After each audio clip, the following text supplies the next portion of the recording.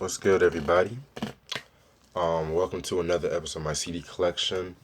It's been a couple of months and stuff like that, but it is what it is. So I got a lot of good gems from for these last past months and everything like that. So let's get started. First album I'm gonna do tonight, Mariah Carey's her fifth studio album, Butterfly. Yeah, I didn't take this out, the rapper. Released in 1997 on Columbia Records. Singles albums known for are Honey, Butterfly, The Roof, Breakdown, and My All. Pretty solid album. A lot of people kind of deem this as one of her best works. And to be honest, I have to agree because this album was kind of released after, well, because she wanted more creative control with the music. Because if you realize, because like her husband was guiding her and everything like that, so basically she wanted to do more, experiment more with hip hop and things of that nature. And it's really evident when, because Puffy kind of executive produced this whole album, and you guys gotta remember back in 1997, Puffy Bad Boy was at its, I would say, probably getting to its peak at that time and shit like that. So yeah, dope songs, Breakdown, The Roof, the cover of The Beautiful Ones with Drew Hill. That was okay, but you can't really cover Prince like that. But I mean, it was a good cover, but you guys know what I'm getting at. Very dope album and everything like that. And according to Mariah Carey, she actually said that this was actually her favorite album. So yeah, Mariah Carey, Butterfly, 97. Hold on for 1 second.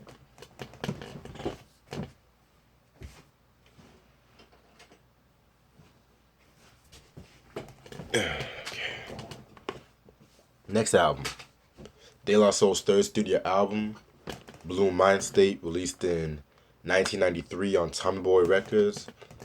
I've already reviewed, what's the album? 3 Feet High and Rising and Stasis High. And I would review De La Soul is Dead eventually. Give me some time on that one. This album right here, dope, very dope album and everything like that.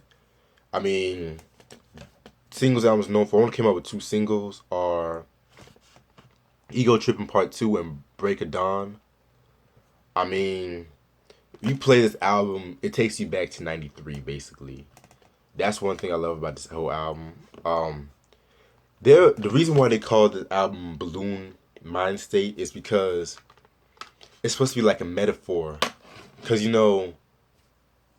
this means, because you know how people say like you're blowing up and everything like that, like you're getting popular. So they kind of like reworded balloon, and then mindset, which means that they're gonna be big and popular, but they're not gonna sell out. Which is like a theme with a lot of these songs. Like you listen to I Am, I Be, Ego Tripping, yeah, like a lot of dope songs. Patty Duke and shit. Very dope album. This album might be a bit hard to come by and stuff like that. So if you find it, definitely pick it up. This is De La Soul. Like, in my opinion, like my favorite years are 1989 to 96. But they've been dope throughout their whole career. So yeah. Then we got my girl Michelle De La Rochelle. I don't know. With Plantation Lullabies. This is her first album. She's like an R&B soul, neo soul singer and shit like that. She got to start. She signed to Madonna's Maverick Records, her record label at the time, and she dropped this her first. I believe this is actually the first release on that album. I could be wrong, but yeah, this album right here, this is really basically the beginning, like the stepping stones of neo soul, because this album just like I don't even know how to describe this album. Like singles albums known for are Dreadlock, If That's Your Boyfriend, He Wasn't Last Night, Outside Your Door, and Call Me. Like this album, damn, very good album right here. It's basically like is basically very Afrocentric, very jazzy and everything like that. Highly recommended. I would definitely do a review on this album. I'm trying to get her Peace Beyond Passion record album too. So yeah. Rather than that, Plantation Lullabies. Dope title by the way too. So must have in your collection. Then we have Big Daddy Kane with It's a Big Daddy Thing, released in 1989 on Cold Chillin', under Reprise, under Warner Brothers. It's about fucking time I have some Big Daddy Kane in my collection, because a lot of his albums are either they're hard to come by or they just been overpriced a lot. So I found a good copy on Amazon for about $3. So I was like, I'll just take it, you know. Big Daddy Kane definitely in my top 10 MCs of all time. I mean, the dude is just a legend. I actually even met Big Daddy Kane 2 years back, but that's another story for a different day. Singles albums known for are Smooth Operator, I Get the Job Done, and I think Warming Up Kane was a single. I could be wrong on that, but very good. This is a classic album and stuff like that. A lot of people kind of say this is his best album. This is probably,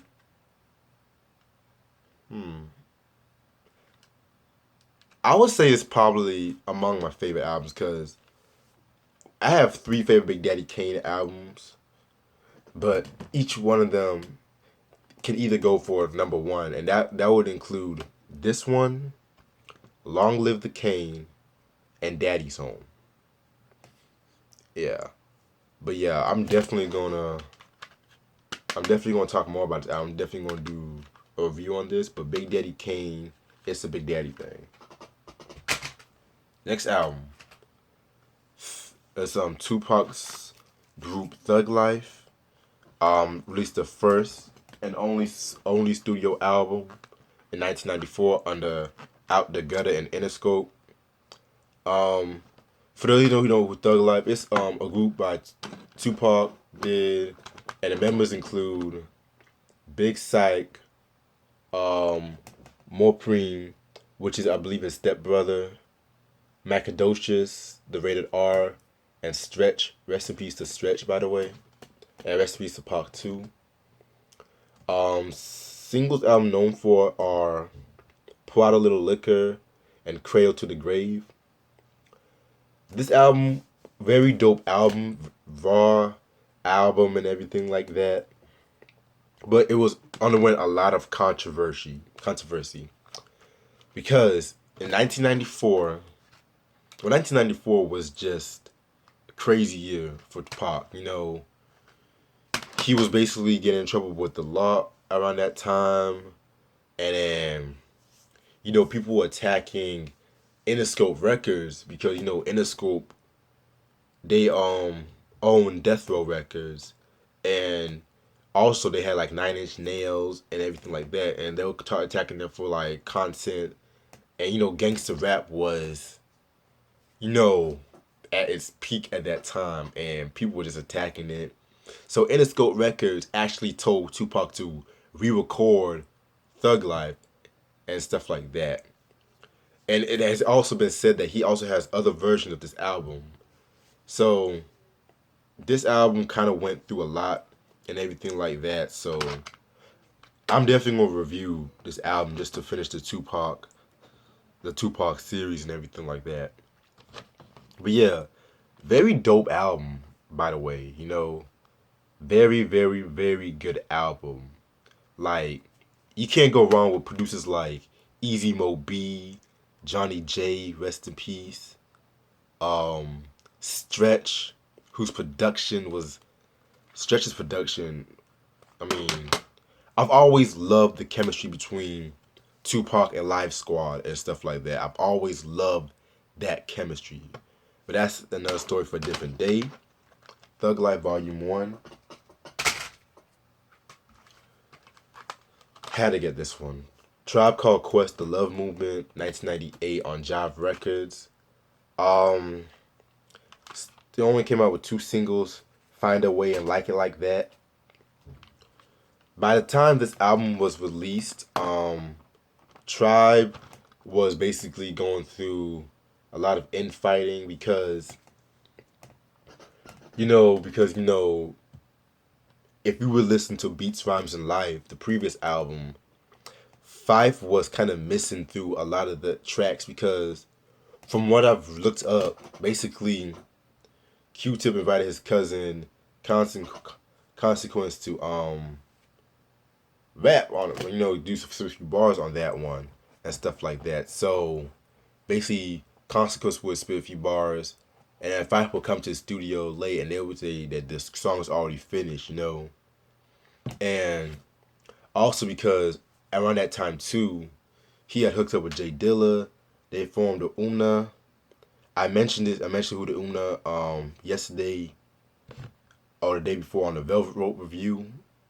And because like with Tribe Called Quest, it's basically like the group producing it, the whole album. But once Q-Tip and Jay Dilla kind of got together, they just kind of had that passion. It's kind of like, how can I put this? It kind of like alters the group's chemistry, if you would say. But as much as I criticize the later like Beats, Rhymes, and Life, and eventually this album, which I would definitely do a review on both albums. This album actually kind of grew on me. The past couple of years because, for one, album was kind of like more of a return to like their more positive songs and stuff like that. Like you have songs like His Name is Muddy Ranks, Give Me featuring Noriega. I mean, that song is sick as fuck. Like, I would never even thought that Noriega and Tribe would do a song, but Pat and Pen, Against the World, like production wise, what's that word? Production wise, it was kind of like reminiscent of the golden age, like from Peoples to Midnight Marauders and stuff like that. And this is actually a really good album. I mean, it's not a classic album, but it's a damn good album. And I need to pick up the last album. I need to pick that one up. I might get some raised eyebrows with this one, but U2's The Unforgettable Fire, released in 1983 on, what's the label? I'm sorry, damn, what's the fucking label?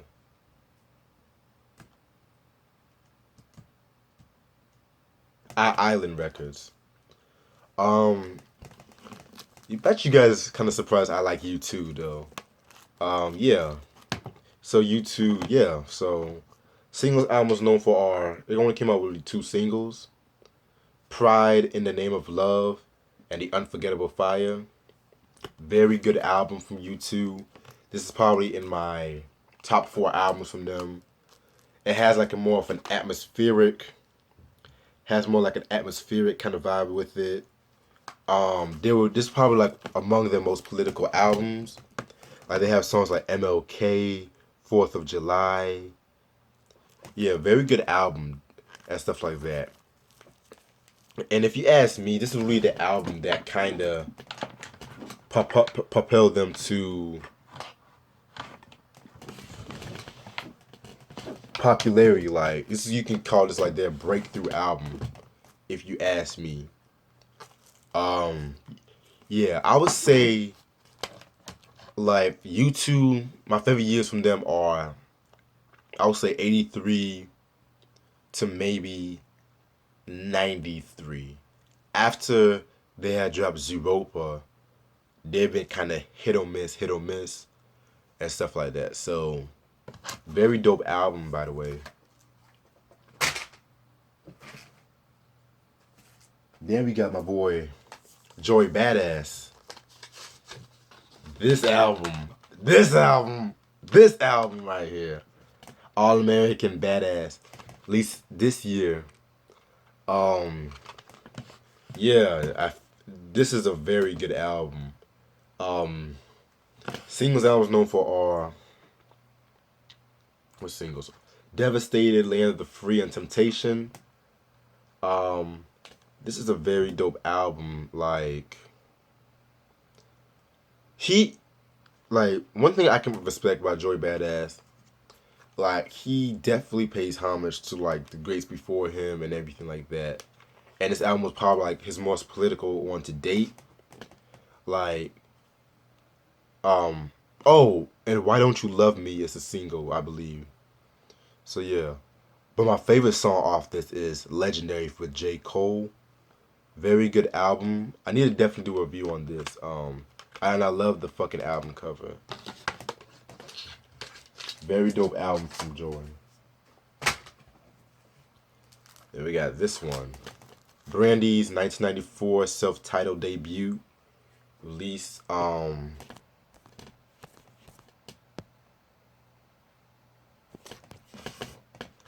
yeah, 1994. Her first album. Classic R&B right here. Singles album was known for are I Wanna Be Down, Baby, Best Friend, and Broken Hearted. Like, you play this, you have some good speakers, and you play this album, like, whew. And yeah, Brandy, I feel like Brandy does not get the credit she deserves, though. And like this album, it had more. It like this album really kind of pushed forward that hip hop soul, because it kind of pushed hip hop soul to the forefront and everything like that. Very dope album, classic album. And this album also, what else about this album? I'm gonna save that to the review. Let me save that. MC Lyte, her fourth album, Ain't No Other, 1993. On First Priority Music, Atlanta Records. Very dope album. This is arguably my favorite album from MC Lyte, next to Light as a Rock. Singles I was known for are Roughneck and Ain't No Other. Roughneck, Ain't No Other, and I Go On Too. Love that song too. Love the beat to that song. Like, very good album. Yeah, very good album. She went on her gangster with this. She went gangster with this album. Hard edge, you know what I'm saying. And also, my favorite song is probably Steady Fucking, where she went after Roxanne Shante, which I'm gonna after, cause Roxanne Shante dropped Big Mama, that diss song Big Mama, which was another underrated diss song right there. Yes, I even like that more than Have a Nice Day and Roxanne's Revenge. Like she went after every female rapper in the game at that time. So imagine a diss song like that being made today. Just imagine, but it is what it is. Like, very dope album from MC Lyte. Like, she definitely did a thing with this one. Classic. Last but not least, Jay-Z's 444 album. Like, again, released this year. This is a 13 studio album, basically. To be honest with you, this is probably one of Jay-Z's best albums in years. Like, I like this more than Magna Carta and Blueprint 3, which I found those two to be inferior albums. Like, although I did like the production on Magna Carta was excellent, but yeah, like very good album. You know, you can't go wrong with beats. Everything produced by No ID and everything. Probably like his most mature album to date and everything. Like, just he did his thing on this one. I'ma say I'm definitely gonna review this one too. And that's all the time I have. Stay tuned for more. Peace.